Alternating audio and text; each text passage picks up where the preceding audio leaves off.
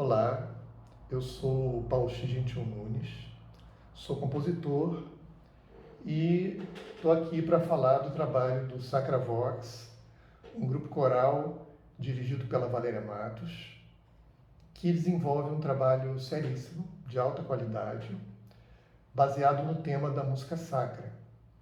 Sacra, aqui entendido de um sentido muito amplo, como aquilo que nos conecta com dimensões que transcendem o mundano, né? Como a própria música faz. Né? É o caso da minha obra, chamada de Atalanta Fugiens 2, para coro misto, que foi gravada pelo grupo no CD Sacravox, em uma interpretação brilhante e que me deu muitas alegrias na época. Atalanta Fugiens é uma série de peças com formações variadas, baseadas todas num livro homônimo, publicado em 1618 pelo alquimista Rosa Cruz, chamado Michael Mayer. Esse título se refere ao mito grego de Atalanta, que era uma bela caçadora que tinha uma enorme agilidade e que foi desafiada por uma corrida pelo semideus Hipomene e, mesmo sendo a favorita, ela desiste da vitória no meio do caminho quando ela encontra as maçãs de ouro jogadas pela deusa Afrodite e ela se encanta pela beleza das maçãs. Então o livro do Mayer fala dessa suplantação de valores mundanos em favor de uma sensibilidade ou de uma beleza.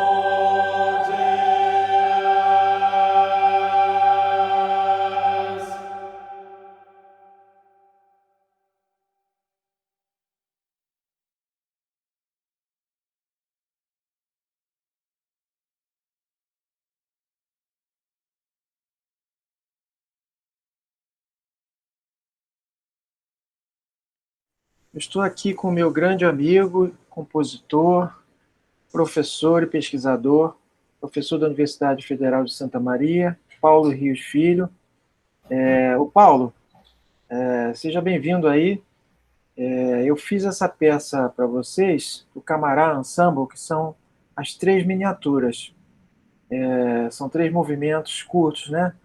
E eu queria que você falasse um pouco como é que foi essa experiência de tocar essa peça, de os ensaios. Qual é a sua visão que você tem sobre essa peça? Beleza, Marcos? O prazer é todo meu aqui. Obrigado pelo convite aí para a gente papear rapidinho antes de escutar essa gravação que a gente fez com o Camarão Samba lá em 2012, né, Marcos? Eu acho. 2012, exatamente. 2012, é. Bom, o que eu lembro assim da preparação dessa peça, Marcos, o grande desafio dela é que ela tem assim esses três movimentos bem curtos, né? São três miniaturas, e com uma diversidade de humores e de texturas, em consequência, muito grande, né? Então, e eu lembro que isso gerava uma certa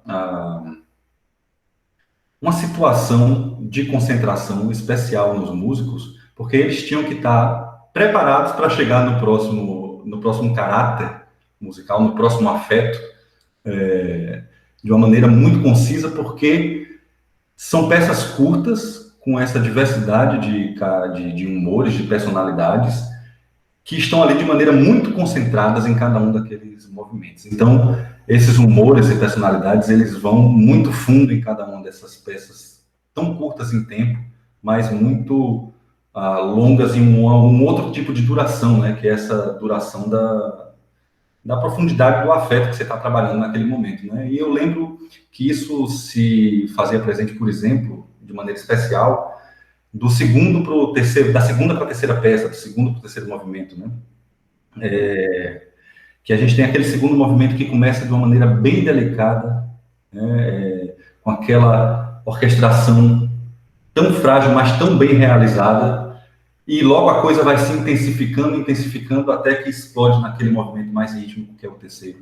Eu acho que é um bom exemplo de como tantos humores, tantas texturas estão reunidas de maneira tão profunda nessa peça, e isso foi o maior desafio na preparação dela. Ah, muito obrigado. E vocês executaram brilhantemente. Foi um grande prazer ter essa peça tocada por vocês.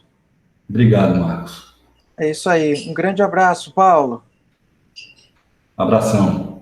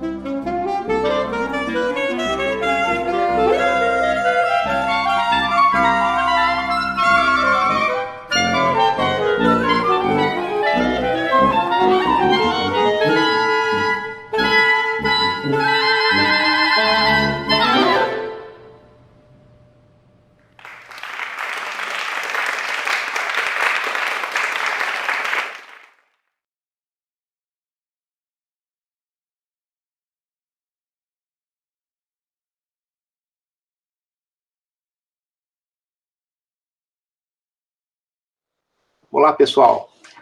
Hoje, no concerto do Prelúdio 21, vamos ter a grande honra, né, de apresentar a Brasiliana, escrita para 2 trombones e piano, e dedicada ao João Luiz Areias. E ao Dom Lucas, ele vai explicar um pouquinho melhor sobre isso. E aí, João, como é que vai? Tudo bem? Pode falar um pouquinho sobre a Brasiliana?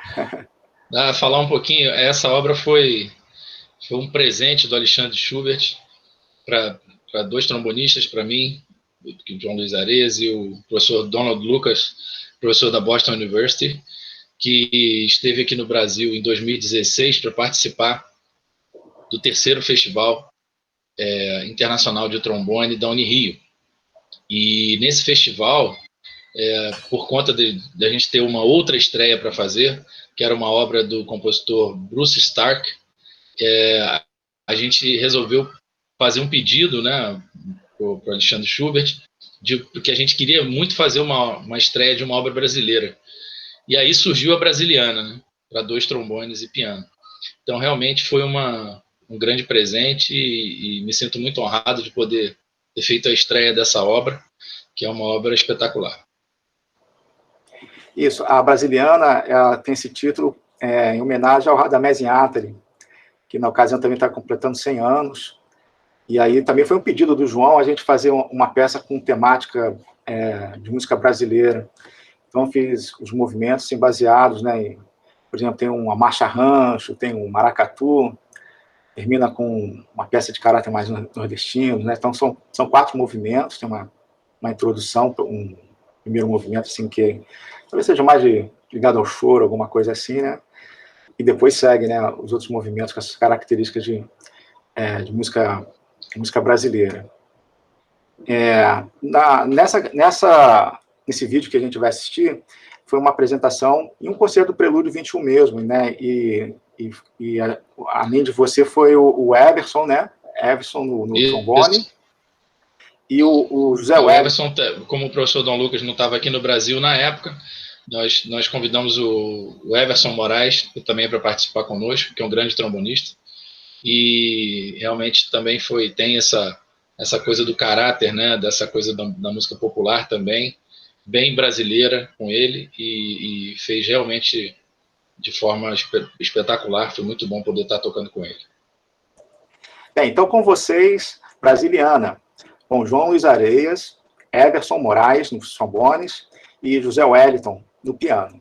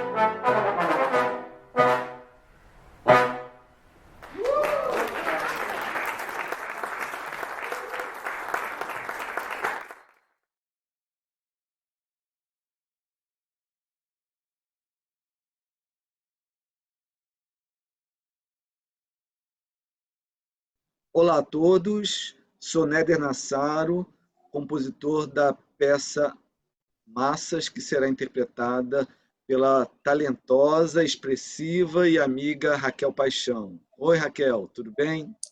Oi, Néder, tudo bem? Tudo bem. Então, Raquel, você poderia falar um pouquinho da sua relação com a minha partitura e a sua interpretação da peça Massas? Tá. Nesse concerto, acho que foi a segunda vez que eu toquei massas, né? Nos concertos do Prelúdio 21. E eu acho que a minha relação com a partitura é pensar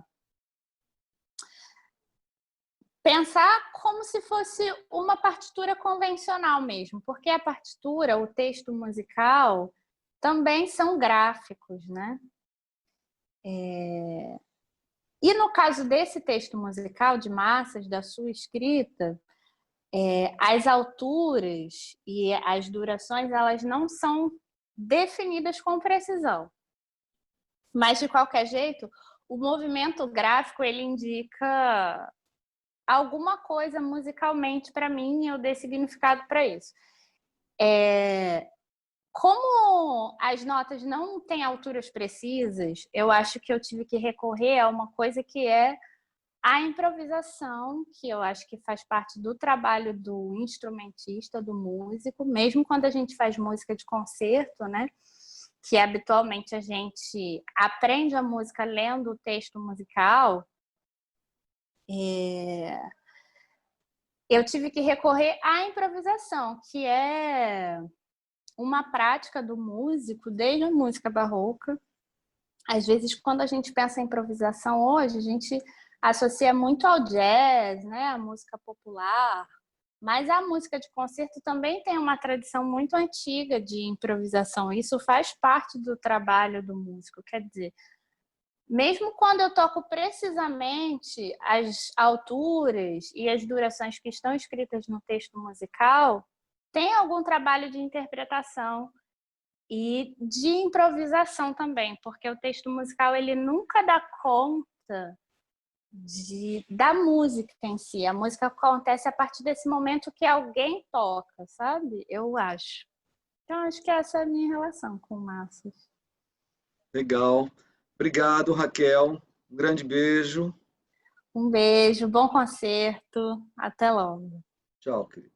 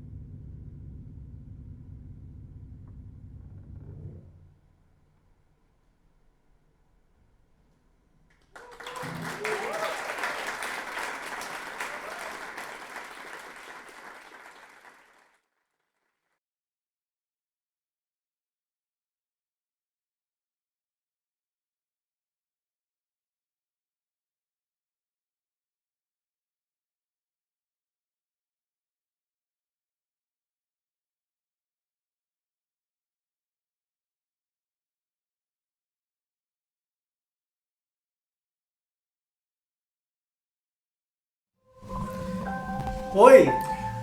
Oi! Tudo bem? Tudo indo. Que música é essa? É o carro de gás? Isso, carro de gás. Ainda dói. Sim. Mas está um pouco melhor. Está melhor. Demora, né? É a marca de tudo que é intenso. O que você está sentindo? Odeio e amo. Por quê? Não sei. Mas sinto o que acontece. E sofro. Queria poder dizer alguma coisa. Carro de gás. O quê? Essa música é o carro de gás.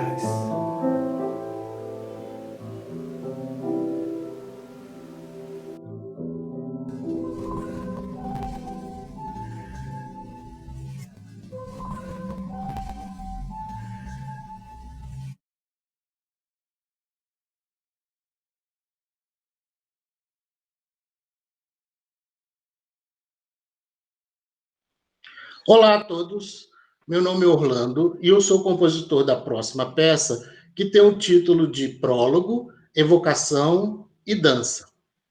A peça foi estreada no dia 29 de julho de 2016 e teve a regência do meu colega, amigo e professor do departamento, Marcílio Onofre.